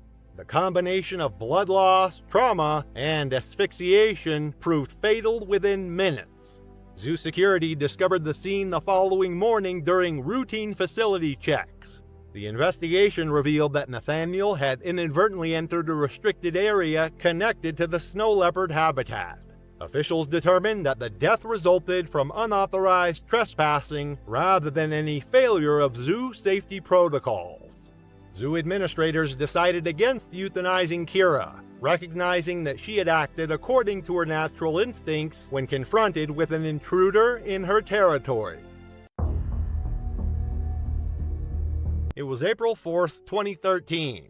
The midday heat in the lower Satpura Hills shimmered over the dusty ridges. Wind moved in irregular gusts, stirring loose grit along the trail. Pravin Joshi, walking alone with the GPS unit in hand, paused along a narrow ridge path to check coordinates. Behind him, unseen but watching, a female sloth bear had already begun to close the distance. Pravin Joshi was a 41-year-old field officer with Maharashtra's irrigation department who had worked over a decade mapping terrain for small-scale canal and dam proposals. He was considered dependable by his supervisors, experienced with rough terrain, competent with handheld equipment, and known to travel light. Off hours, he had a hobbyist interest in wildlife photography, especially larger mammals. He often posted grainy but earnest snapshots from field assignments to his social media feed. This trip was a solo route survey, just over 6 miles, tracing potential canal sites through a remote corner of the Satpura Range.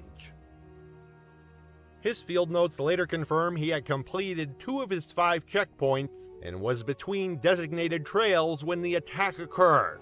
GPS logs showed a deviation, likely a shortcut along a ridge linking 2 valleys. At 1:17 p.m., a forest ranger posted 330 feet downslope spotted him pausing by a rock outcrop and raising his phone. Joshi likely believed he had a safe vantage point. In the near distance below, a sloth bear and 2 cubs moved through scrub, mostly hidden from his view. Sloth bears are among Asia's most aggressive bear species, averaging 5 to 6 feet in length and weighing up to 300 pounds.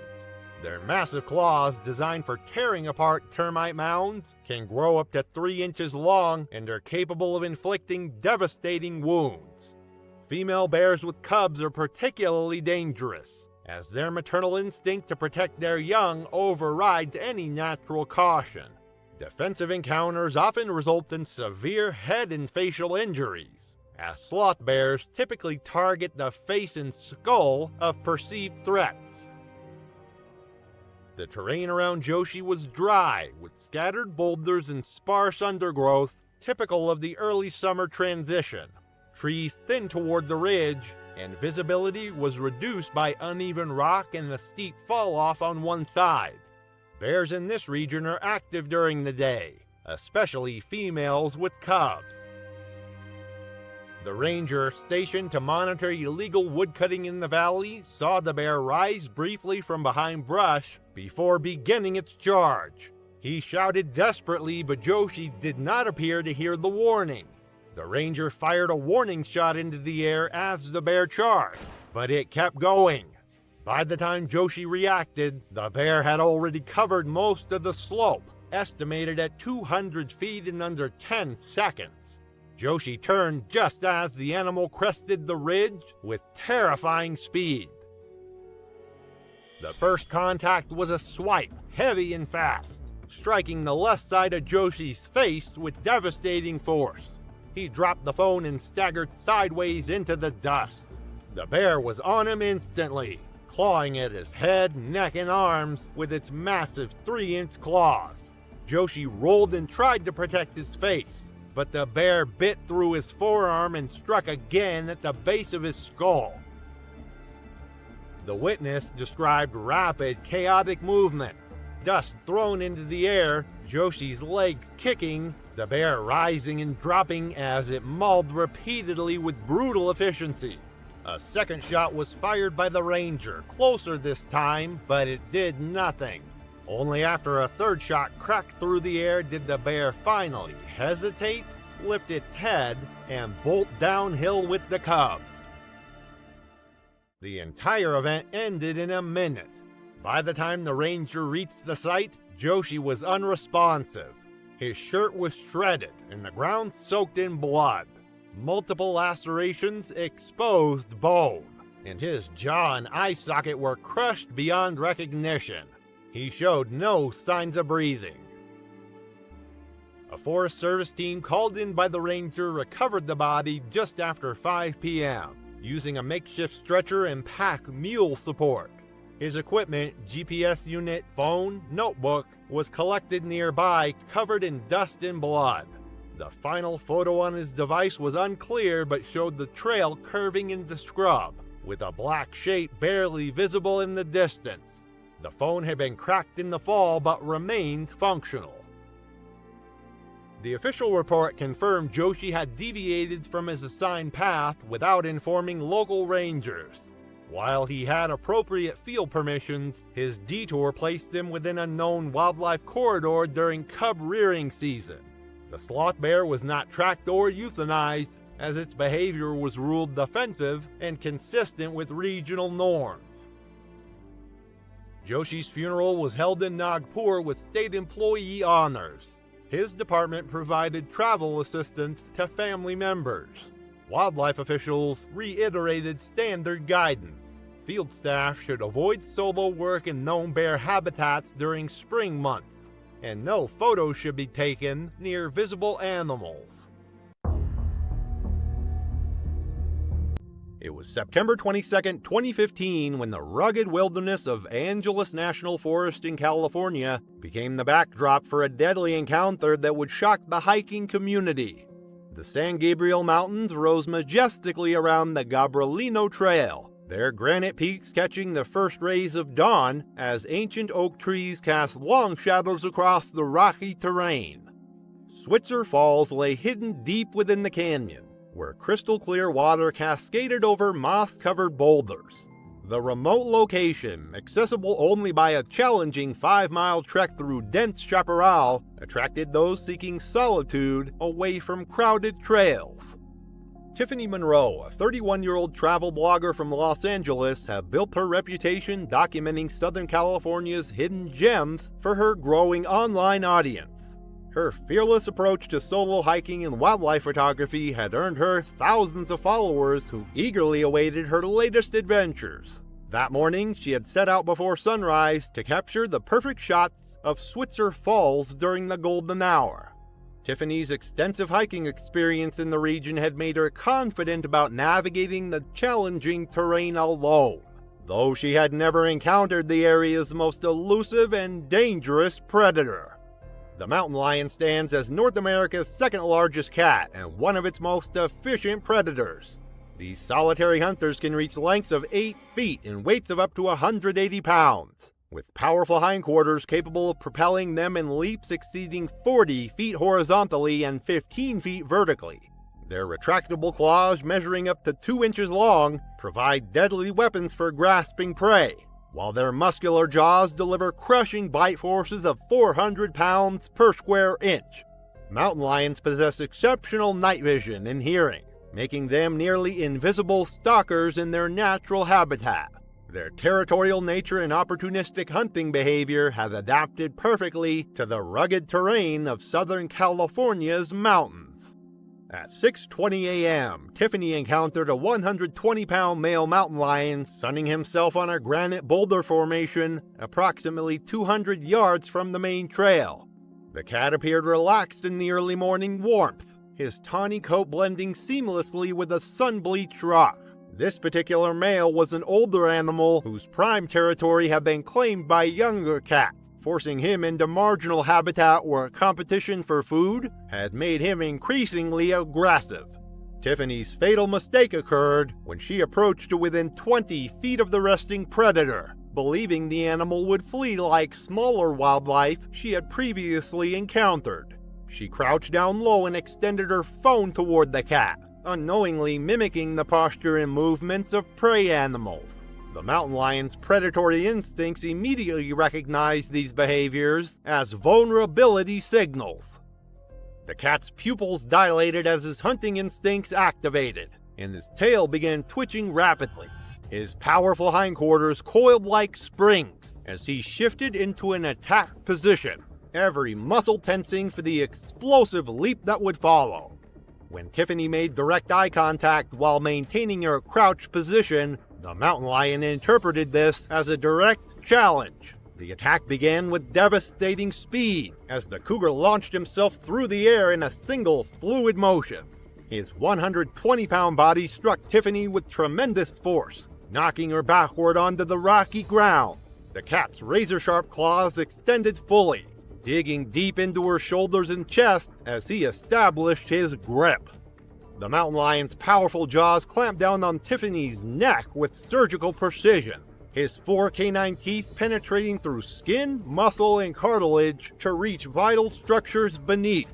The cat's bite targeted the carotid artery and jugular vein simultaneously, causing massive hemorrhaging that flooded her airway and cut off blood flow to her brain. His teeth punctured completely through her neck, severing the spinal cord at the second cervical vertebra. Tiffany's body went limp immediately as the spinal cord injury caused instant paralysis and respiratory failure. The mountain lion maintained his death grip for nearly 2 minutes, ensuring his prey couldn't escape. The combination of massive blood loss, airway obstruction, and spinal cord trauma caused death within 90 seconds of the initial attack. After confirming his kill, the mountain lion began dragging his prey to a secluded location. Using his incredible strength, He pulled Tiffany's body 50 feet into dense manzanita brush where he could feed undisturbed. Search and rescue teams discovered Tiffany's remains 3 days later after her failure to return prompted concerned friends to contact authorities. Wildlife officials located and tracked the responsible mountain lion, which was ultimately euthanized according to state protocols. The California Department of Fish and Wildlife conducted a thorough investigation, determining that drought conditions had reduced the mountain lion's natural prey populations, forcing the animal into more aggressive hunting behaviors. Tiffany's family advocated for improved trail safety education and better warning systems in areas with known mountain lion activity. It was November 3, 2013, when the tranquil waters of the Mary River in Australia's Northern Territory became the scene of a devastating crocodile attack that would shatter a family's annual tradition.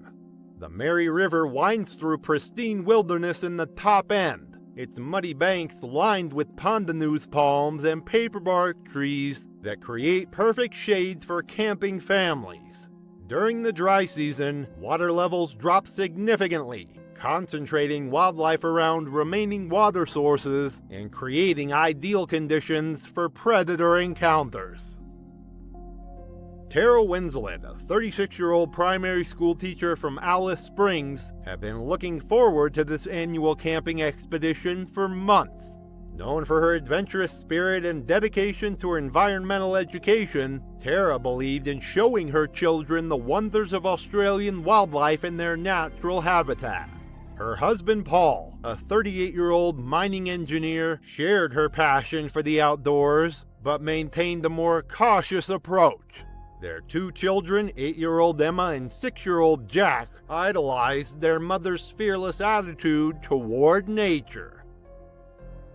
The family had established their campsite 30 meters from the Mary River's edge, following standard safety recommendations for crocodile country. Paul had briefed the children about the dangers of approaching the water without adult supervision. However, the unusually hot November weather had depleted their water supplies faster than anticipated, forcing them to consider refilling their containers from the river despite the inherent risks. Tara's role as an educator had instilled in her a deep respect for Australian wildlife, but it had also created overconfidence. She had successfully taught hundreds of children about crocodile safety and believed her knowledge would protect her family during their wilderness adventures. Saltwater crocodiles are apex predators that have remained virtually unchanged for over 200 million years, making them one of nature's most successful hunters. These massive reptiles can grow to lengths exceeding 20 feet and possess the strongest bite force of any living animal, capable of exerting pressure over 3,700 pounds per square inch. Their hunting strategy relies on patience and explosive power, often remaining motionless for hours before launching devastating ambush attacks. During the dry season, crocodiles concentrate around remaining water sources, making them particularly dangerous to humans. At 6:20 p.m., as the sun began to set over the Mary River, Tara approached the water's edge carrying 2 empty 5-liter containers. The 17-foot male crocodile had been positioned among the reeds for over 2 hours, perfectly camouflaged and waiting for an opportunity to strike. As Tara bent down to fill the first container, she heard splashing sounds from the water and instinctively stepped back from the riverbank. Believing the noise was caused by fish activity, she returned to the water's edge after a brief hesitation, a decision that would prove fatal.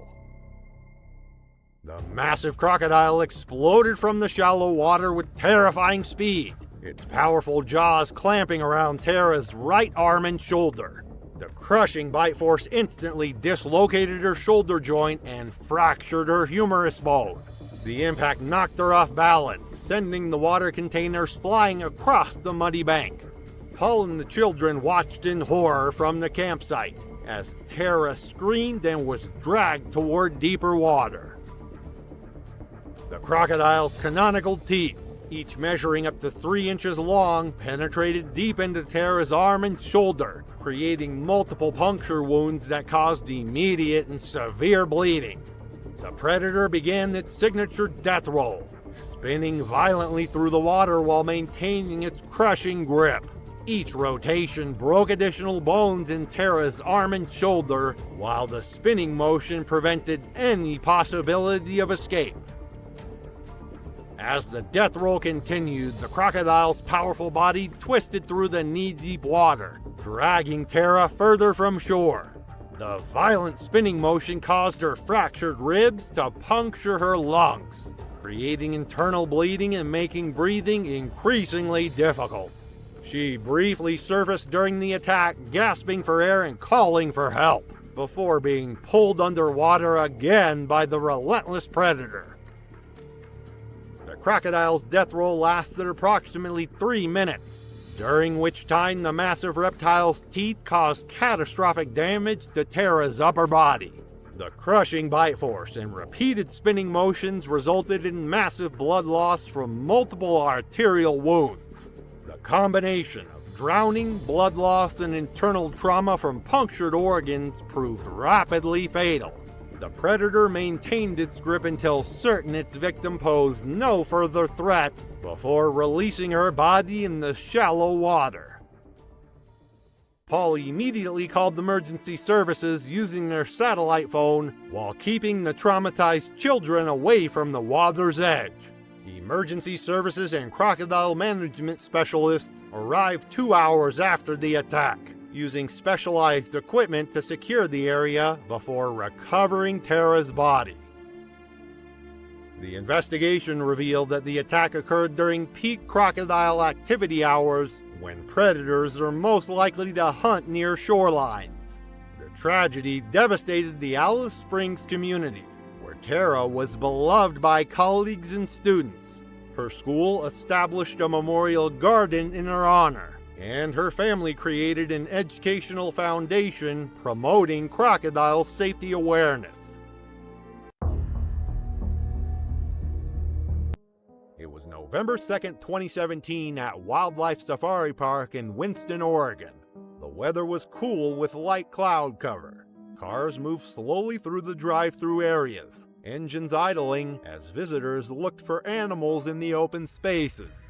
In the tiger section, a single tiger was lying on the ground near the edge of the road, watching the passing vehicles.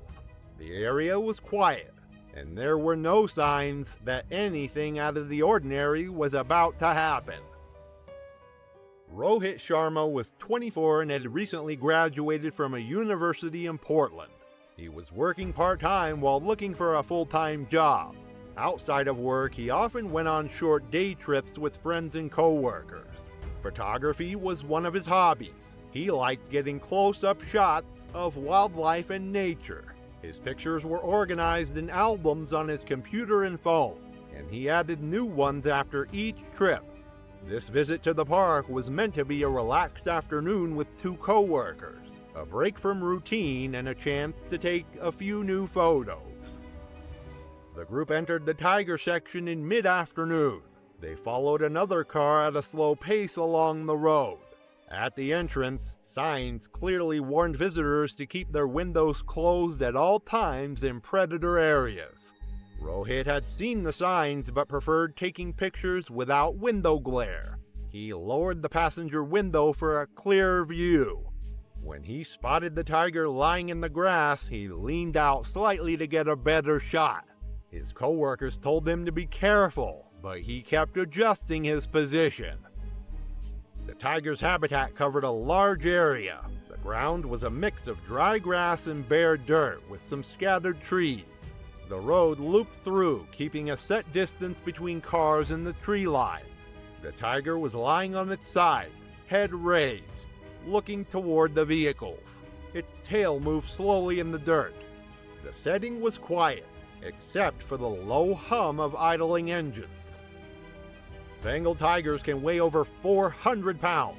They can run up to 40 miles per hour in short bursts and are powerful enough to bring down prey much larger than a human. Their claws can grip and pull strongly, and their bite can crush bone. Tigers often aim for the neck or throat to quickly disable their prey. Even in captivity, their hunting instincts remain, and sudden movement or a nearby opening can trigger them to react. Rohit took a few pictures, but the angle wasn't what he wanted. He leaned farther out, placing his upper body halfway outside the car window. The tiger's tail flicked once, and its ears moved forward. It slowly rose to its feet, lowering its head as it began to walk toward the road. At first, the movement was steady and unhurried. Then, in a sudden burst, the tiger broke into a run. Its body stayed low to the ground, and its long strides covered the open space quickly. Rohit started to pull himself back inside the vehicle, but the tiger reached the roadside before he could get fully in. It lifted a front paw and hooked his arm with its claws. The pull was forceful enough to unbalance him. Rohit fell from the car and landed on the dirt. The tiger reached him instantly. It pressed him down with its weight and bit into his side. Witnesses in nearby cars saw him try to push the animal away, but the tiger shifted its grip to his neck. The hold was firm, and the attack continued for several seconds. The sound was a mix of low growls and movement against the ground. Several drivers sounded their horns. Park rangers arrived within moments in a truck. They fired warning shots into the air. The noise startled the tiger, and it released Rohit, backing away toward the tree line. Rangers reached him quickly and pulled him farther from the road. His injuries were severe. The bite to his neck had caused heavy bleeding, and he was unresponsive. Paramedics entered once the rangers confirmed the area was secure. They began emergency care immediately, but the blood loss was too great. Rohit was pronounced dead within minutes. His camera was found on the ground near the vehicle. It was scratched and damaged, but the memory card was still intact. The last photo was slightly blurred, but showed the tiger standing and facing toward the road. The park closed the tiger section for the rest of the day. Staff reviewed their safety measures and began planning changes. Within a few weeks, the park announced new rules requiring all vehicles, including visitor cars, to either have window bars installed or keep all windows fully closed in predator areas. Rohit's body was returned to Portland for cremation. His funeral service was attended by family, close friends, and his 2 co-workers who had been with him at the park. The incident was covered briefly by the local news, but received little attention outside the region. The tiger involved in the attack remained in the park. Staff made changes to keep it farther from the road during public visits.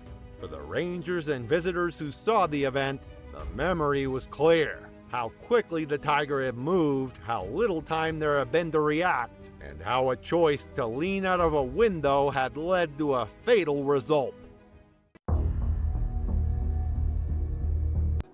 It was May 14th, 2017, and the ancient mountains of Great Smoky Mountains National Park rose majestically above the Tennessee landscape.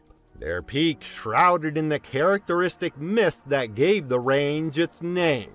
The late spring afternoon was perfect for hiking, with golden sunlight filtering through the dense canopy of oak, maple, and hickory trees, while wildflowers carpeted the forest floor in brilliant colors. Sarah Johnson, a 29-year-old registered nurse from Atlanta, was enjoying a weekend hiking trip with her fiancé, Tom, exploring the park's extensive trail system while taking photos to commemorate their engagement celebration. Sarah had always loved nature photography as a hobby, carrying her camera on every outdoor adventure to capture memories of their time together. Her medical background had given her a practical understanding of emergency situations, but her experience with dangerous wildlife was limited. Sarah had been hiking throughout the Southeast for over 5 years, building her confidence and wilderness skills through countless weekend adventures with Tom. She worked long shifts at Grady Hospital's emergency department, and these mountain getaways provided essential stress relief from her demanding career saving lives in one of Atlanta's busiest trauma centers. That afternoon, Sarah and Tom were hiking through a remote alpine meadow when they discovered something extraordinary. Two black bear cubs playing in the tall grass while their mother was nowhere to be seen. Sarah immediately recognized this as a once-in-a-lifetime photo opportunity that would create incredible memories of their engagement trip. Black bears are North America's most common bear species, but mother bears with cubs become exponentially more aggressive and territorial than solitary individuals. Female bears will attack without warning to defend their young, viewing any human presence near their cubs as a mortal threat that must be eliminated immediately. Mother bears possess incredible strength and speed, capable of running up to 30 miles per hour through dense forest terrain. Sarah began photographing the adorable cubs from what she believed was a safe distance, but her excitement at capturing such rare footage led her to gradually move closer for better shots. Tom repeatedly urged her to maintain distance and leave the area, but Sarah was convinced that the mother bear was not nearby. The cubs continued their playful behavior, wrestling and tumbling through the meadow grass, while Sarah documented their every move. Her photography session continued for nearly 10 minutes, as she captured dozens of images. Sarah's fatal mistake was positioning herself between the cubs and their natural escape route to the forest edge. As she moved to get a better angle for her shots, she unknowingly blocked the path the cubs would take to reach safety if threatened. This positioning triggered the protective instincts of their mother, who had been watching from the tree line. The mother bear's charge from the forest was swift and terrifying. The 200-pound female covered the distance to Sarah's position in seconds, her powerful legs propelling her massive frame with surprising speed, while her territorial fury focused entirely on eliminating the perceived threat to her cubs. Sarah attempted to retreat when she saw the charging bear, but her foot caught on the fallen log and she tumbled backward while still clutching her camera. The mother bear reached Sarah's position before she could regain her footing, striking her with bone-crushing force. The bear's massive paw connected with Sarah's back, her razor-sharp claws raking across Sarah's spine and shoulders, while the impact shattered several ribs. Sarah's camera flew from her grip as the bear's enormous weight pinned her to the ground, her attempts to call for help silenced by the crushing pressure on her chest. The mother bear's powerful jaws clamped down on Sarah's neck, her crushing bite force fracturing vertebrae and severing vital arteries. The bear's protective instincts drove her to continue the assault until she was certain the threat to her cubs had been completely eliminated. Within minutes, Sarah's movement ceased as the mother bear's brutal assault proved fatal. The protective mother remained near Sarah's body for several more minutes, ensuring the threat was neutralized before gathering her cubs and disappearing into the dense forest. Park rangers arrived over an hour later in response to Tom's emergency call, but Sarah was already dead from massive trauma. The bear family was tracked but left undisturbed, as wildlife officials determined the mother had been acting within normal protective behavioral patterns when defending her young.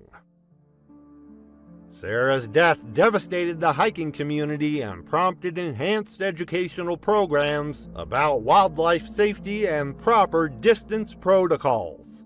Her family established a foundation promoting wilderness safety education, ensuring her passion for conservation would continue through enhanced protection for both wildlife and outdoor enthusiasts.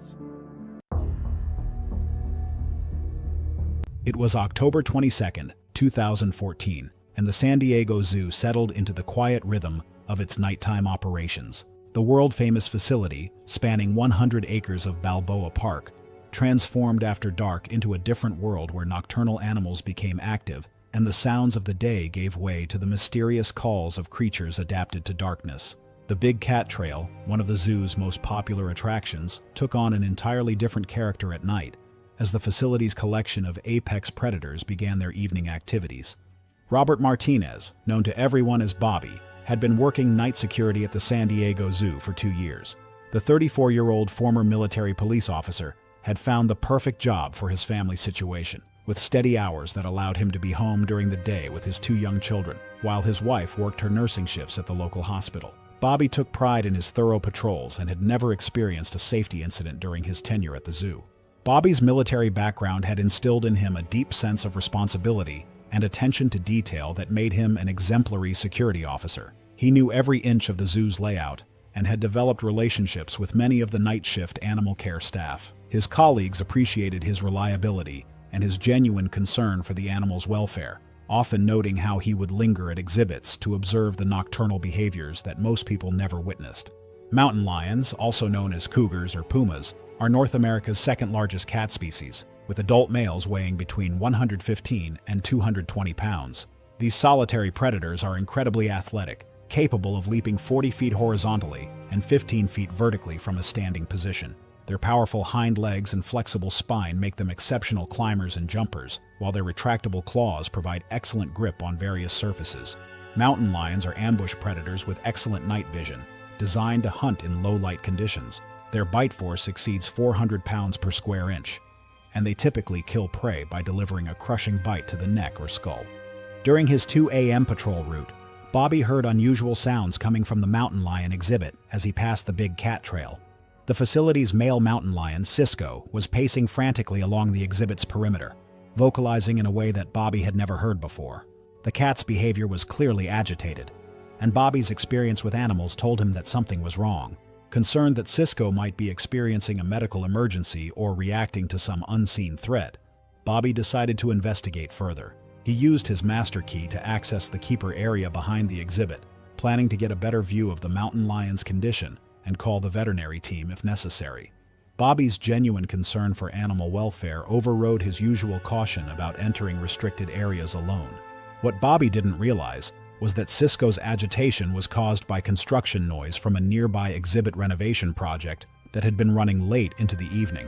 The unfamiliar sounds and vibrations had triggered the mountain lion's territorial instincts, making him hypervigilant and defensive about his environment. The cat was already in a heightened state of alertness when Bobby entered the keeper area. When Bobby's flashlight beam swept across the exhibit to locate Cisco, the bright light struck the mountain lion directly in the eyes. The sudden illumination, combined with Bobby's unexpected presence in what the cat considered his territory, triggered Cisco's predatory response. The mountain lion interpreted the light and human presence as a direct threat that required immediate action. It was November 19, 2013, and the deep blue waters of the Bahamas stretched endlessly in all directions as certified scuba instructor Lisa Chen descended to 40 feet below the surface, her mission to scout new diving locations for her Vancouver-based dive shop's upcoming tour packages. The 32-year-old instructor had logged over 1,000 dives in waters around the world, her reputation for safety and professionalism making her a trusted guide for both novice and experienced divers. Lisa was diving alone to assess the site's suitability for recreational divers, her extensive experience giving her confidence in handling any challenges that might arise. Lisa's dive shop specialized in Caribbean adventures, and she had traveled to the Bahamas specifically to evaluate potential sites that would provide her clients with memorable underwater experiences while maintaining the strict safety standards that had built her business reputation. The location she was exploring featured excellent visibility and diverse marine life, exactly the kind of environment that would appeal to the recreational divers who formed the core of her clientele. Lisa's methodical approach to site evaluation included detailed documentation of depths, currents, and potential hazards. The morning's dive had been proceeding perfectly, with Lisa documenting the reef structure and marine life that would make this location ideal for her planned tour groups. Her underwater camera captured images of colorful coral formations and tropical fish species that would help market the site to potential clients. minutes. Lisa had been following her standard safety protocols, regularly checking her equipment and monitoring her air supply while maintaining the careful buoyancy control that marked her as an expert diver. Oceanic white-tip sharks are among the most dangerous sharks in open water, known for their aggressive behavior toward distressed swimmers and their tendency to investigate any unusual activity in their territory. These powerful predators can reach lengths of up to 13 feet and are characterized by their bold, curious nature that often brings them into contact with humans in pelagic environments. Oceanic white-tips are responsible for more open water attacks than any other shark species, their aggressive feeding behavior making them extremely dangerous to anyone in distress at the surface. At 40 feet depth, Lisa's diving equipment suddenly malfunctioned, her regulator system failing to deliver air properly, while her buoyancy control device began losing pressure. The equipment failure created an immediate emergency that required Lisa to make a rapid ascent to the surface, her extensive training taking over as she followed emergency procedures for dealing with multiple system failures. Lisa began her emergency ascent, but the rapid rise and her focus on equipment problems prevented her from noticing the oceanic white-tip sharks that had been following her dive boat. The sharks had been attracted to the area by fish scraps from earlier fishing activity, their aggressive nature escalated by the presence of food sources and the unusual activity around Lisa's dive boat. A 9-foot oceanic white-tip had been circling the area for the past hour, its bold personality driving it to investigate any disturbance in its territory. As Lisa broke the surface and struggled with her malfunctioning equipment, she created exactly the kind of distressed prey behavior that triggered the shark's feeding instincts. Lisa's emergency ascent had brought her to the surface approximately 100 meters from her dive boat, the distance making immediate rescue impossible while her equipment problems prevented her from signaling effectively for help. The oceanic white-tip approached with characteristic boldness, its aggressive nature overriding any natural caution as it investigated the struggling diver. Lisa was focused on her equipment malfunction, unaware that she was being stalked by one of the ocean's most dangerous predators. The oceanic white-tip struck without warning, its powerful jaws clamping down on Lisa's legs and lower torso, while its muscular body drove her underwater. The shark's razor-sharp teeth punctured through her wetsuit and into vital organs, opening massive wounds that immediately began bleeding profusely into the surrounding water. Lisa's body convulsed under the tremendous pressure as the shark's thrashing movements drove its teeth deeper into her flesh. The predator's aggressive nature was fully activated by the blood in the water and Lisa's continued struggles, the oceanic white-tip's feeding behavior becoming increasingly violent as it maintained its grip on its prey. Lisa's movements grew weaker as massive blood loss and trauma overwhelmed her system, her extensive diving experience proving useless against the raw power of the ocean's apex predator. The shark's powerful jaws worked methodically, its natural feeding instincts taking over completely. Lisa's emergency beacon activated automatically when her dive computer detected her distress, but the signal took several minutes to reach rescue services, while the oceanic white-tip continued its attack. By the time rescue boats reached the area, they found only Lisa's damaged diving equipment floating on the surface, along with clear evidence of the shark attack that had claimed her life. Her body was never recovered despite extensive search efforts by marine rescue teams. The incident led to new requirements for emergency surface protocols in shark-populated waters, with enhanced communication equipment and buddy system mandates for solo diving operations. Lisa's death shocked the international diving community and prompted comprehensive reviews of equipment reliability standards for professional dive operations in predator-rich environments. Thanks for watching. Want to watch more? Click on your screen now.